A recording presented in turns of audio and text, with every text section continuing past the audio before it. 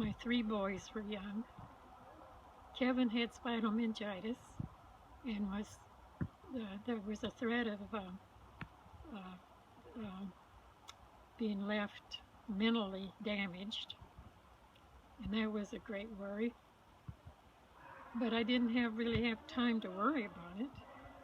And then Eric came along and he had pneumonia, and then he had three different infections, one right on top of the other, and they were serious. And then Scott was born with, he had no colon, so he had to have a colostomy when he was born, the day he was born, and he was sent home with his intestines wrapped around the outside of his body, and that had to be cleaned and wrapped with gauze every time he eliminated any waste. He had to be fed every 2 hours at the most because he couldn't digest more than a little bit at a time. And he was the ninth of the children. So I could have just thrown up my hands and said, I can't do it. But I didn't even think about doing that. To me, you want a sweater, Mom? No, I'm fine, thank you. Okay. It was something I had to do. And I decided if I had to do it, I would do it the best I could.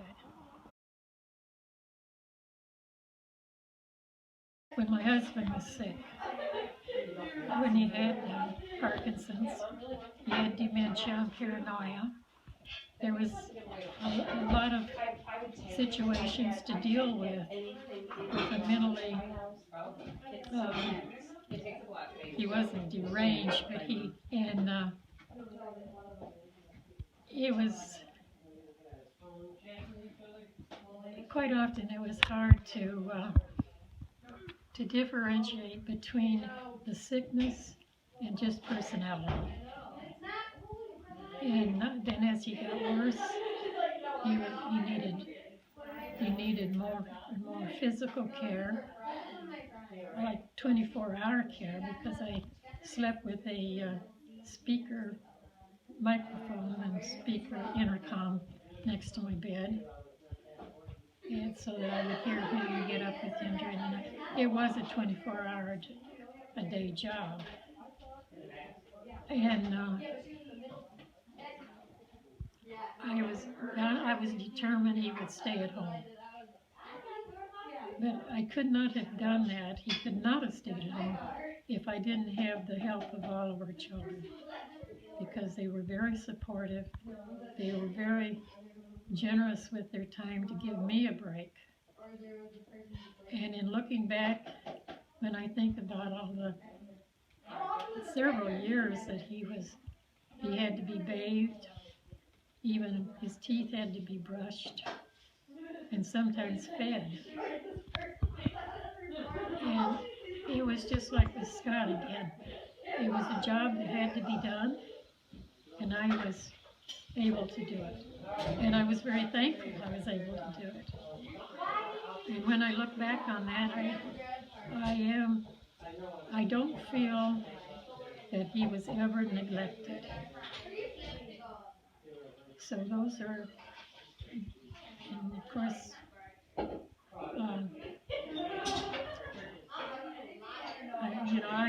I was sorry, of course I am sorry. We were all sorry that it ended that way. But I really think he had the best care he could have. And I think that's something that we should all be very thankful for, the whole family.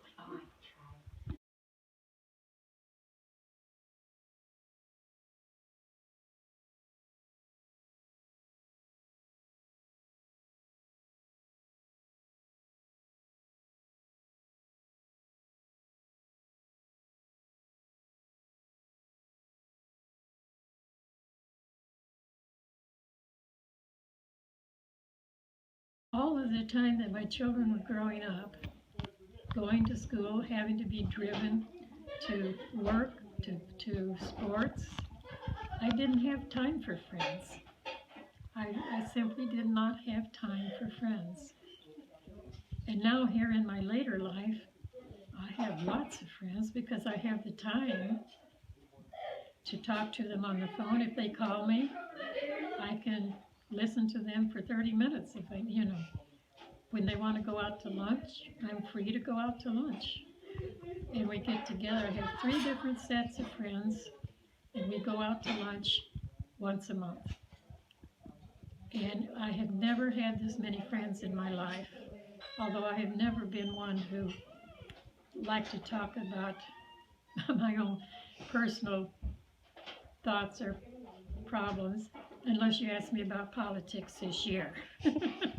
And I'll be happy to talk to you about that. Well, the art of friendship is listening. Just one word, listening.